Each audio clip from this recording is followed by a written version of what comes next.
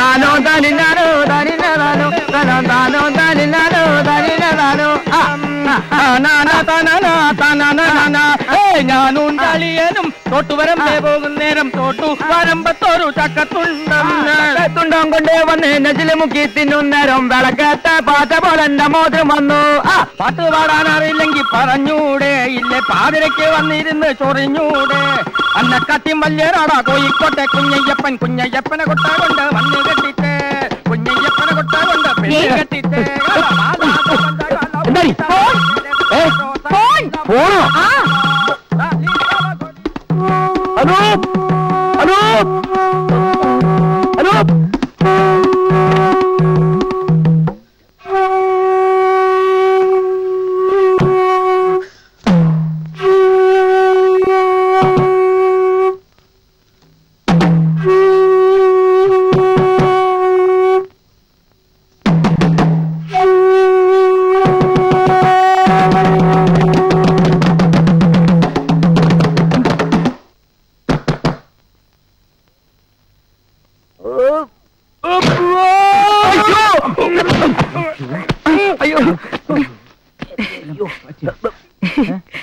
എന്താണ് ഇത്?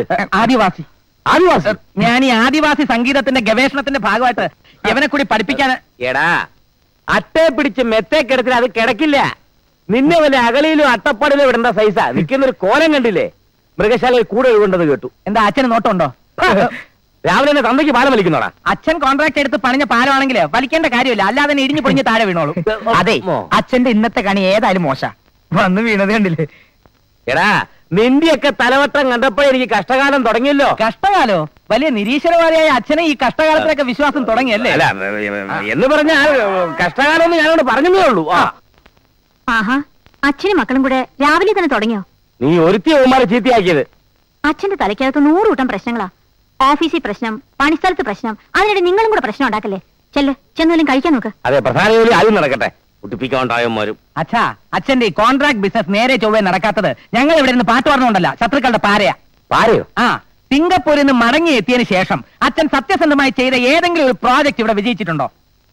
അതാ, അച്ഛൻ ഇവിടെ ഒരു നിലനിൽപ്പുണ്ടായാൽ അത് ഏറ്റവും അധികം ബാധിക്കുന്നത് കൃഷ്ണവിഹാറിലെ ശങ്കരപ്പിള്ളയാ. അയാളാണ് അച്ഛന്റെ ഏറ്റവും വലിയ പാരപ്പിള്ള.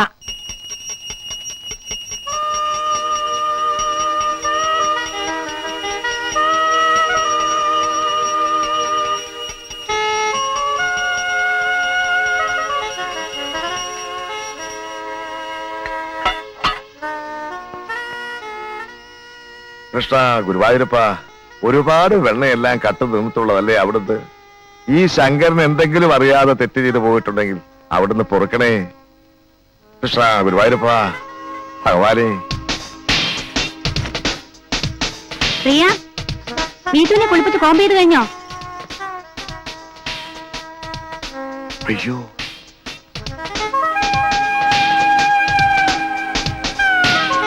എന്താ മോളെ, നിനക്ക് എന്ത് പറ്റി? യോഗാസനം. ഇങ്ങനെ തലകുത്ത് നിൽക്കാൻ ഒരു യോഗം വേണം. സൂക്ഷിച്ച് പെടലി ഒടിഞ്ഞു പോവും. നിന്റെ തള്ള എന്തേ? അവളും ഇതുപോലെ പലയിടത്തും തലകുത്തി നിൽക്കുന്നുണ്ടാവും. തലകുത്തി നിൽക്കുമ്പോ സംസാരിക്കാൻ പാടില്ല, അച്ഛൻ അറിഞ്ഞൂടെ? 2-3 പ്രാവശ്യം അറിയാതെ വെള്ളമടിച്ച് ഞാൻ തലകുത്തി വീണിട്ടുള്ളതല്ലാതെ അച്ഛൻ ഇതൊന്നും പരിചയമില്ലല്ലോ. അമ്മയ്ക്ക് രാവിലെ 10 മണിക്ക് മഹിളാസനായത്തിന്റെ മീറ്റിംഗ് ഉണ്ട്. അതിന് മണി 7 ആയുള്ളൂ.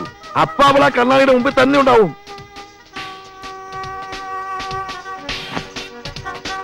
അല്ല, രാവിലെ തന്നെ ഇറങ്ങായോ? ഇന്നെന്താണാവോ മഹിളകളുടെ പ്രശ്നം? ഒരു സെമിനാറാ. ശാലീനത്വം നഷ്ടപ്പെടുന്ന കേരള വനിതകൾ. ഈ വിഷയത്തെക്കുറിച്ചാണ് പ്രധാന ചർച്ച.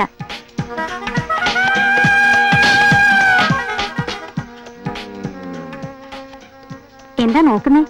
ഏയ്, എന്റെ ഭാര്യയുടെ ശാരീരിക സൗന്ദര്യം ഞാനൊന്ന് ആസ്വദിച്ചതാലേ. പതുക്കെ, മോള് കേക്കും. Mummy ready, ഹറിയ. കേരള വനിതകളുടെ ശാലീന സൗന്ദര്യത്തിൽ പട്ടിക്ക് എന്താണാവോ പങ്ക്?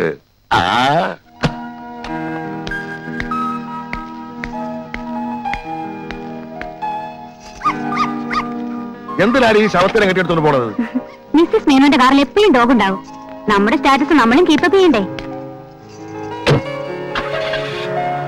പോട്ടെ, ബൈ.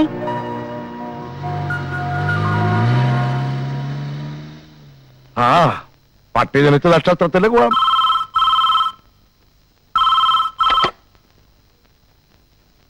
ഹലോ, ആ ശങ്കരപ്പിള്ള തന്നെ. സാറേ ഞാനാ, യൂണിയൻ നേതാവ് വക്കച്ചൻ. പറഞ്ഞ കാര്യം എന്തായി വക്കച്ച? നമ്പ്യാർ ഇവിടെ വളർന്നാൽ അതെനിക്ക് വലിയ ദോഷമാ. സിംഗപ്പൂരിൽ നിന്ന് കുറെ പണവുമായിട്ടാൽ ഇവിടെ വന്ന് എന്നോട് മത്സരിക്കാൻ തുടങ്ങിയാൽ നമുക്ക് വെറുതെ വിടാൻ പറ്റുമോ? എനിക്ക് കിട്ടേണ്ട പല കോൺട്രാക്റ്റുകളും അയാൾ കയറി വെട്ടിയില്ലേ. അയാളെ ഒതുക്കിയേ പറ്റൂ. എന്തെങ്കിലും ഒരു കാര്യം കിട്ടാതെ എങ്ങനെയാ യൂണിയൻ പ്രശ്നം ഉണ്ടാക്കുന്നു സാറേ? ആ യൂണിയൻ നേതാക്കന്മാർക്ക് കാര്യം ഉണ്ടാക്കാനാണോ വിഷമം? എന്തെങ്കിലും കാര്യം ഉണ്ടാക്കിയേ പറ്റൂ. വക്കച്ചലെ ഞാൻ നേരാൻ പെണ്ണം കണ്ടാ പോരെ. അങ്ങനെയാണെങ്കിൽ ഇന്ന് തന്നെ നമ്പ്യാരുടെ സ്റ്റേറ്റിലെ എല്ലാ പണികളും ഞാൻ സ്തംഭിപ്പിച്ചിരിക്കും. തൊഴിലാളിക്കൊരു പ്രശ്നം വന്ന എല്ലാം എല്ലാം ഒന്നാണ്. നിരീശ്വരവാദി നമ്പ്യാർ മൂർദാബാദ്.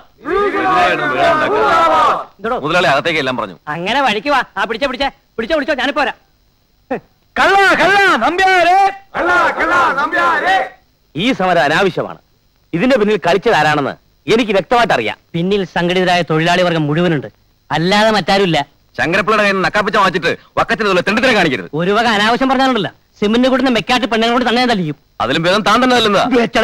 സദാശിവ, എന്താണോ ഈ കാണിക്കുന്നേ? അവിടെ ഇരുന്നേ. വേണ്ട, എന്നെ അങ്ങനെ ആരും ഇരുത്തണ്ട, ഞാനവിടെ നിന്നോളാം. എന്നൊരു കാര്യം ചെയ്യും, ഞാൻ അങ്ങോട്ട് എഴുന്നേക്കാം. അതാ നല്ലത്. ഈ പ്രദേശത്ത് തൊഴിലാളികൾക്ക് ഏറ്റവും കൂടുതൽ ശമ്പളം കൊടുക്കുന്ന ഒരു പ്രസ്ഥാനമാണ് എന്റേത്. നേരായ മാർഗത്തിലൂടെ അല്ലാതെ തൊഴിലാളി വർഗത്തെ പിഴിഞ്ഞോ കൃത്രിമം കാണിച്ചോ 10 പൈസ ഇന്ന് വരെ ഞാൻ ഉണ്ടാക്കിയിട്ടില്ല. സത്യസന്ധമായി ചെയ്യുന്ന കർമ്മത്തെയും സത്യത്തെയുമാണ് ഞാൻ ദൈവമായി കാണുന്നത്. വക്കച്ചോ, ഞാനൊരു നിരീശ്വരവാദിയാണെന്നുള്ള കാര്യം വക്കച്ചൻ അറിയാമല്ലോ. പക്ഷേ ദൈവത്തെ കൂട്ടുപിടിച്ച് മറ്റുള്ളവർക്ക് പാര വയ്ക്കുന്ന ഇരപ്പാളിത്തരം ആര് കാണിച്ചാലും ഞാൻ പ്രതികരിക്കും. പ്രതികരിക്കുമല്ലേ? പ്രതികരിക്കും. ഒന്ന് പ്രതികരിച്ചു നോക്ക്. ഈ അടിച്ചത് പിള്ളേരുടെ മുഖത്തിട്ടാണെന്ന് പറയണ പുല്ലേ. താനൊരു തൊഴിലാളി നേതാവിനെ തല്ലിയല്ലോ. ഇന്നും നാളെയും ഞാൻ കേരളാവൻ കുറയ്ക്ക് ആവശ്യമിരിക്കുന്നു. നമ്പ്യാരുടെ ഗുണ്ടായി സംസാരിപ്പിക്കുക. കേരള ബന്ദ് സിന്ദാബാദ്. കണ്ട എംബോക്കിയല്ല ആഴ്ചയിൽ 10 ബന്ദ് പ്രഖ്യാപിച്ച് മനുഷ്യനെ പുറത്തു മുട്ടിക്കുന്നതുകൊണ്ട് ഈ ബന്ദിന്റെ വിലയൊന്നു പോയി. ആരോന്ന് പ്രഖ്യാപിക്കണം. പിന്നെ എന്നെ തല്ലിയല്ലോ.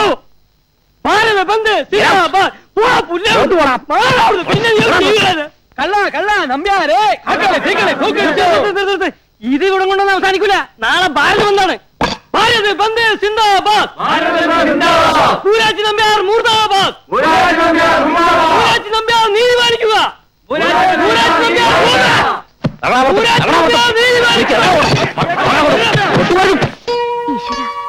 ഓരോ ദിവസം ചെല്ലുന്തോറും പ്രശ്നങ്ങൾ വഷളായി വരികയാണല്ലോ. ഈശ്വരനെ നിഷേധിച്ച് ജീവിക്കുന്നോണ്ടാ പ്രശ്നങ്ങൾ ഒഴിയാത്തത്. സത്യസന്ധമായി ജോലി ചെയ്ത് ജീവിക്കുന്നവരെ നിന്റെ ഈശ്വരന്മാര് ഭാര വെക്കുവോ? ഇതൊന്നും ഈശ്വരന്റെയും ജഗത്താന്റെ വിളയാട്ടമല്ല സുധർമ്മേ, അധർമ്മങ്ങളുടെ വിളയാട്ടമാണ്.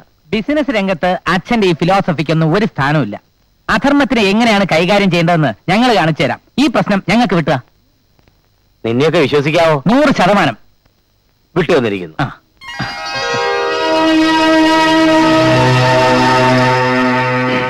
തകരണം ഒക്കെ തകരണം. അവന്റെ ആഫീസിന്റെ ചില്ലുകൾ തകർന്ന പോലെ അവന്റെ എല്ലാ ബിസിനസ്സുകളും തകരണം. അതെന്റെ നിലനിൽപ്പിന്റെ ഒരു പ്രശ്നം. അതിനുവേണ്ടി എത്ര പണം ചെലവാക്കാനും എനിക്കൊരു മടിയില്ല. ഇതൊരു ദക്ഷിണയായിട്ടിരിക്കട്ടെ. മുതലാളി ഒന്നുകൊണ്ടും പേടിക്കണ്ട. ഇനി നമ്പ്യാരുടെ എല്ലാ സ്ഥാപനങ്ങളിലും സമരങ്ങളുടെ വെടിക്കെട്ടായിരിക്കും. വെറുതെ അല്ല പറഞ്ഞേ. KPCC ജില്ലാ സെക്രട്ടറി വക്കച്ചനെ പറഞ്ഞേ.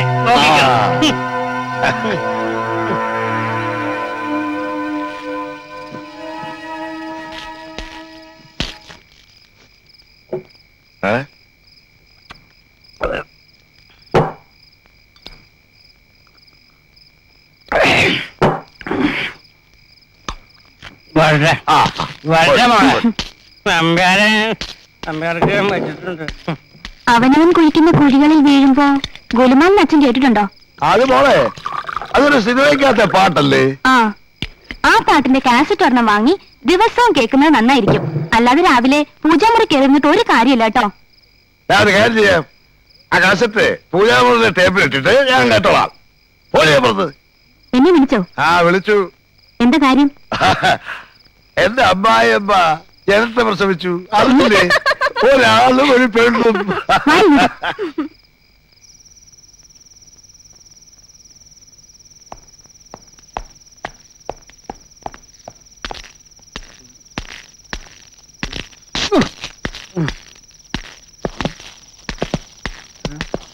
ആരാ നടക്കണ വഴിക്ക് വണ്ടിട്ടിരിക്കണേ? അറിയണോ അല്ലേ? ആരാ?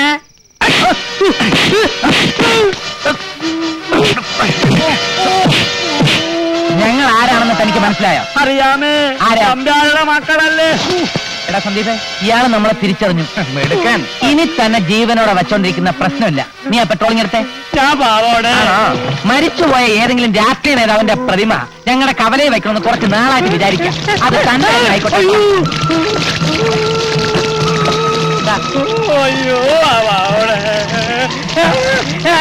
മുതൽ സമരങ്ങളൊന്നുമില്ലേ?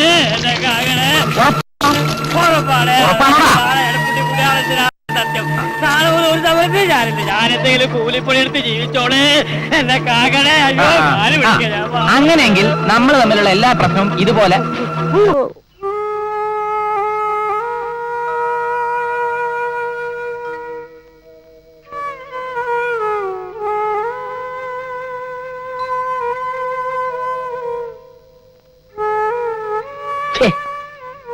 എന്താ സുധർമ്മ ഇത്? നീ ഒന്നും കഴിക്കുന്നില്ലേ? എനിക്കൊന്നും വേണ്ട. എടോ, ഓരോരുത്തർക്കും അവരവരുടെ വിശ്വാസങ്ങളാ വലുത്. നീ ഈശ്വരനെ വിശ്വസിക്കരുതെന്ന് ഒരിക്കലും ഞാൻ പറഞ്ഞിട്ടില്ല. എന്റെ വിശ്വാസങ്ങൾ അടിച്ചേൽപ്പിക്കാനും ഞാൻ ശ്രമിച്ചിട്ടില്ല. എന്നിട്ടും എന്റെ വിശ്വാസങ്ങൾ ഈ കുടുംബത്തെ തകർത്തുവെന്ന് നീ പറഞ്ഞു. സാരമില്ല, എനിക്കൊരു തകർച്ച വന്നപ്പോ ജീവിതത്തിൽ ആദ്യമായി നീ എന്നെ കുറ്റപ്പെടുത്തി, വേദനിപ്പിച്ചു. ഇങ്ങനെയുള്ള ഘട്ടങ്ങളിൽ ഭർത്താവിനെ തലോടി ആശ്വസിപ്പിക്കണം എന്ന് ഞാൻ പറയുന്നില്ല. പക്ഷേ തള്ളിപ്പറയാതിരുന്നുകൂടെ? വേദനിപ്പിക്കാൻ പറഞ്ഞതല്ല, പേടി കൊണ്ട് പറഞ്ഞതാ. അല്ലെങ്കിൽ നമുക്ക് ഇങ്ങനെ കഷ്ടകാലം വരുമോ? ഒന്നിനു പുറകെ ഒന്നായി പ്രശ്നങ്ങളല്ലേ? നമ്മുടെ കുടുംബത്തിൽ എന്തൊക്കെയോ ദോഷങ്ങളുണ്ട്. അതെന്താണെന്ന് നമുക്കൊന്ന് പ്രശ്നം വെച്ച് നോക്കിയാലോ? എന്റെ സുധർമ്മേ, അതൊക്കെ അന്ധവിശ്വാസങ്ങളാ. ഈ ജ്യോതിഷം, മഷിനോട്ടം എന്നൊക്കെ പറയുന്നത് വെറും കപടശാസ്ത്രങ്ങളാ. ദേ, ഇപ്പൊ മനുഷ്യനെ പറ്റിക്കാൻ ടിവിയിലും തുടങ്ങിയിട്ടുണ്ട്. അജ്ഞാതം, അവർണനീയം, പത്രക്കാര വകയായിട്ട് വാരഫലം. മോശം. നിങ്ങൾ പറയുന്ന ഒന്ന് മനസ്സിലാക്കാനുള്ള ബുദ്ധി അറിവൊന്നും എനിക്കില്ല. സിമന്റ് നേരാവണ്ണം ചേർത്തിട്ടും കെട്ടിടം ചോരുന്നു. സത്യസന്ധമായി ഓരോ പണി ചെയ്തിട്ടും ബില്ല് പാസ്സാകുന്നില്ല. സർവത്ര കാര്യങ്ങളിലും തടസ്സം തന്നെ. അതൊക്കെ ശരിയാവൂടോ? ഒന്നും ശരിയാകാൻ പോകുന്നില്ല. ഞാൻ എന്ത് പറഞ്ഞാലും നിങ്ങൾ എതിരെ പറയൂ, പ്രത്യേകിച്ചും ദൈവകാര്യത്തിൽ. നമ്മുടെ മക്കളെ ഓർത്തെങ്കിലും നിങ്ങളിത് ചെയ്യണം. എന്റെ മനസമാധാനത്തിന് ഉപേക്ഷ പറയരുത്. ശരി, വിശ്വാസമില്ലെങ്കിലും നിന്റെ ആഗ്രഹത്തിന് ഈ ഒരു പ്രാവശ്യം ഞാൻ കൂട്ടുനിൽക്കാം. ഒരു പ്രശ്നം വെപ്പിലൂടെ നമ്മുടെ എല്ലാ പ്രശ്നങ്ങളും മാറുകയാണെങ്കിൽ നീ പറയും പോലെ ഒരു ഈശ്വര വിശ്വാസിയായി ഞാൻ ജീവിച്ചോളാം. അതല്ല എങ്കിൽ മേലിൽ ഇത്തരം കാര്യങ്ങൾക്ക് എന്നെ നിർബന്ധിക്കരുത്. സമ്മതിച്ചു. എങ്കിൽ നീ തന്നെ ജോലിസിനെ വിളിച്ചു വരുത്തി പ്രശ്നം വെപ്പിച്ച് നമ്മുടെ പ്രശ്നം മാറ്റ്. പിന്നെ അതൊരു പ്രശ്നമാകരുത്.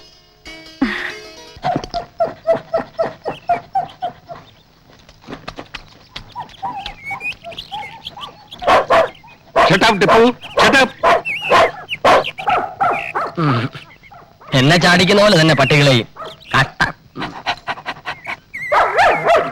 നീ ഹിറ്റ്ലറെ നോക്കൂ, ഇവൻ എത്ര പാവാണ്. ഇവനെ പോലെ നിനക്കും അനുസരണയോടെ നടന്നൂടെ? Only 4 biscuits for you.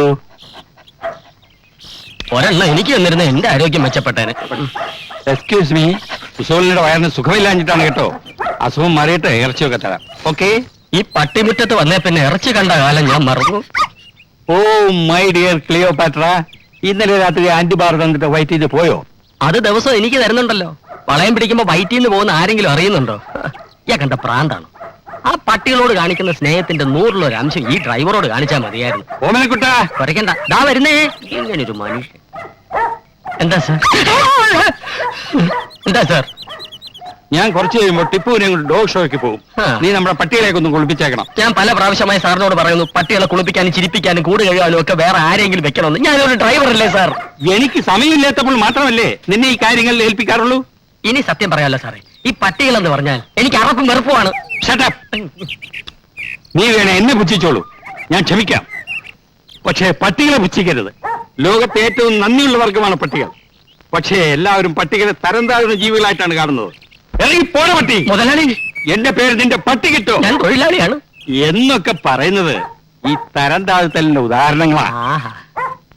മനുഷ്യരെക്കാളേറെ പട്ടികളെ സ്നേഹിക്കുന്നത് കൊണ്ടാണ് നാട്ടുകാരെന്നെ പട്ടി മേനോൻ എന്ന് വിളിക്കുന്നത്. ആ. അയ്യോ. ആ വിളി കേൾക്കുന്നത് എനിക്ക് സന്തോഷമാണ്. ഒരു സുരകസ്നേഹിക്ക് കിട്ടുന്ന ഏറ്റവും വലിയ അംഗീകാരമാണ്. ആ. നിനക്കറിയാമോ, എന്റെ ഭാര്യ മരിച്ചിട്ട് പോലും ഞാൻ കരഞ്ഞില്ല. പക്ഷേ എന്റെ എലിസബത്ത് മരിച്ചപ്പോൾ ഞാൻ കരഞ്ഞു. എലിസബത്ത് രാജ്ഞിയോ? അവര് മരിച്ചോ? എപ്പോ? എലിസബത്ത് രാജ്ഞിയല്ലടോ, ഏലം കുളത്തുനിന്ന് വായിച്ച വളർത്തതായി എലിസബത്ത്. ആഹാ. ആ ഇത് ഈ ജന്മം ശരിയാവില്ല. കഷ്ടം. ഒരുത്തൻ എന്റെ മുഖത്ത് നോക്കി പട്ടി എന്ന് വിളിച്ചാൽ ആ കോംപ്ലിമെന്റ് ഞാൻ ഷേക്ക് ഹാൻഡ് കൊടുക്കും. Bloody rascal. ഞാനിവിടെ പട്ടിയായിട്ട് ജനിച്ചാൽ മതിയായിരുന്നു. തല്ലിന് പകരം തലോടൽ കിട്ടിയാൽ. ഭാഗ്യമുള്ള പട്ടികൾ, ഭാഗ്യമില്ലാത്ത ഈ ഡ്രൈവർ.